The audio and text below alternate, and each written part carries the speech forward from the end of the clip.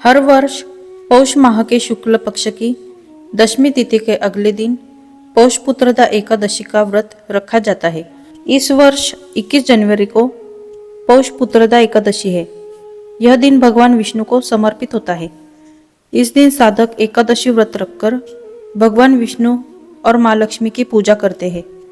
इस व्रत के पुण्य प्रताप से साधक को सभी प्रकार के सुखों की प्राप्ति होती है।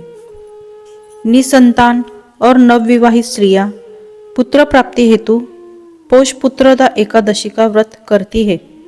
शास्त्रों में निहित है कि पौष माह के शुक्ल पक्ष की एकादशी व्रत करने से व्रती को पुत्र रत्न की प्राप्ति होती है। अगर आप भी मनोवांछित फल पाना चाहते हैं तो पौष पुत्रदा एकादशी के दिन विधि विधान से भगवान विष्णु एवं माँ लक्ष्मी की पूजा करें। साथ ही पूजा के समय ये व्रत कथा जरूर पढ़े।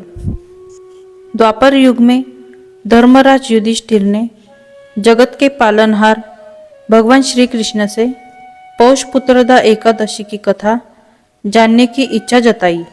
उस समय भगवान श्री कृष्ण ने कहा, एकादशी व्रत का अति विशेष महत्व है।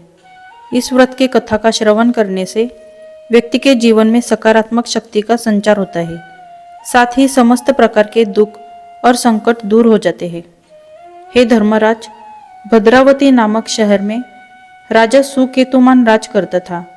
वह बेहद दानवीर और कुशल शासक था। सुकेतुमान के व्यवहार से प्रजा हमेशा खुश रहती थी।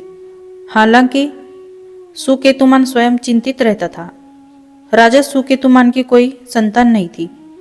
यह सोचते सोचते राजा एक दिन वन की ओर प्रस्थान कर गए। वन में भटकते भटकते राजा एक ऋषि के पास जा पहुंचे। उन्होंने ऋषि को शिष्टाचार पूर्वक प्रणाम किया।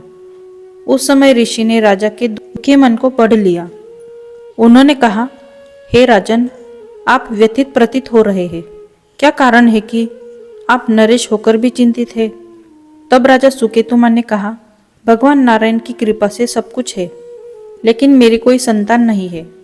अगर पुत्र ना रहा तो मेरा पिंडदान कौन करेगा? कौन पूर्वजों का तर्पण करेगा?